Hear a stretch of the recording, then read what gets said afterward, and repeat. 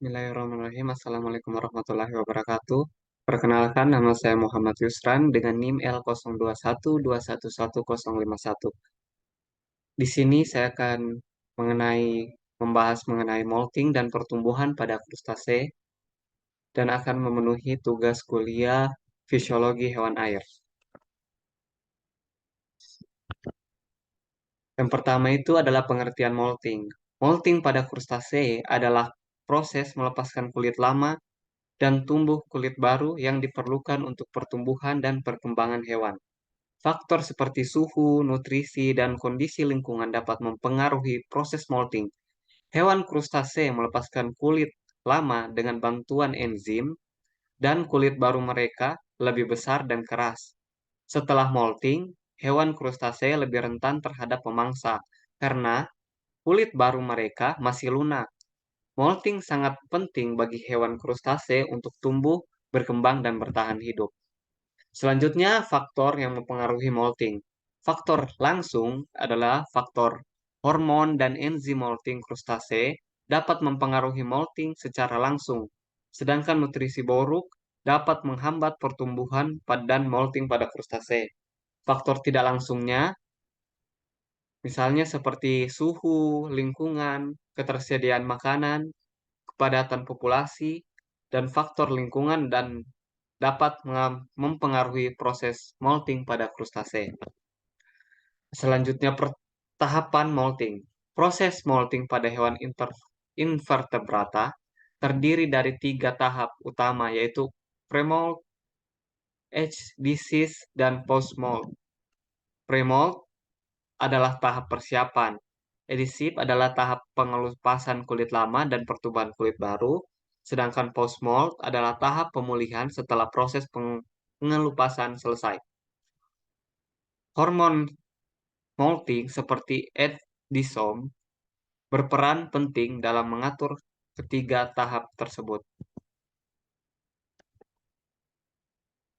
Edisone adalah hormon yang terlibat dalam proses molting dan pertumbuhan krustase. Hormon ini dihasilkan oleh kelenjar endokrin dalam tubuh krustase dan berperan penting dalam mengatur siklus molting dan transformasi larva menjadi image. Edisone sering digunakan sebagai target untuk pengembangan insektisida dan agen pengendalian krustase. Selanjutnya itu tahap molting, yaitu tahap pertama postpedisis. Langsung, ini adalah tahap yang terjadi segera setelah molting, di mana hewan yang telah melepaskan eksoskeleton lamanya dan eksoskeleton baru masih lembut dan lentur. Hewan ini rentan selama tahap ini karena tidak dapat bergerak dengan baik atau membela diri. Selanjutnya, tahap eksoskeleton lembut. Selama tahap ini, eksoskeleton baru telah mengeras hingga titik di mana dapat menopang tubuh hewan, tetapi masih cukup lembut untuk memungkinkan pertumbuhan. Hewan masih rentan selama tahap ini karena eksoskeleton baru belum sepenuhnya mengeras. Selanjutnya, tahap intermold. Ini adalah tahap di antara mold di mana eksoskeleton terbentuk dan mengeras sepenuhnya. Hewan sepenuhnya dapat bergerak dan membela diri selama tahap ini. Selanjutnya, tahap premold. Pada tahap ini, hewan mengalami perubahan fisiologis dan morfologi dalam perkembangan untuk tahap ekdisis. Perubahan ini meliputi pemisahan eksoskeleton lama dari epidermis yang mendasari dan sekresi eksoskeleton baru. Tahap ekdisis akhir. Ini adalah tahap di mana eksoskeleton lama dilepaskan dan eksoskeleton baru terlihat. Hewan rentan selama tahap ini karena eksoskeleton baru masih lembut dan lentur dan tidak dapat membela diri. Selanjutnya yaitu proses molting. Hewan invertebrata mengalami proses molting atau pengelupasan kulit secara alami untuk tumbuh kulit baru yang lebih besar dan kuat karena mereka memiliki eksoskeleton yang tidak dapat bertumbuh seiring pertumbuhan tubuh. Proses ini melibatkan aktivitas hormon dan perubahan fisiologis kompleks. Dimulai dengan pengambilan mineralisasi untuk memperkuat eksoskeleton luar dan diakhiri dengan tail flip saat hewan berhasil melepaskan diri sepenuhnya dari eksoskeleton lama.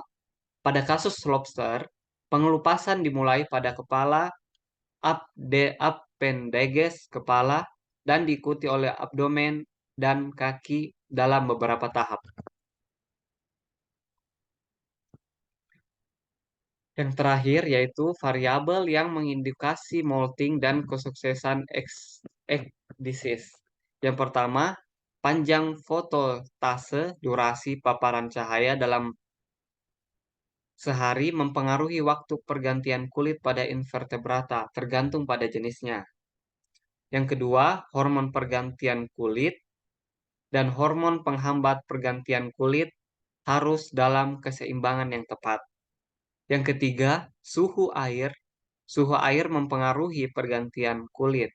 Air hangat mempercepat, tapi air yang terlalu hangat dapat menimbulkan stres dan terlalu rendah dapat memperlambat proses molting.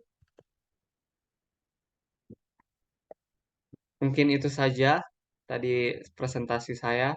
Bila ada kesalahan kata mohon dimaafkan. Assalamualaikum warahmatullahi wabarakatuh.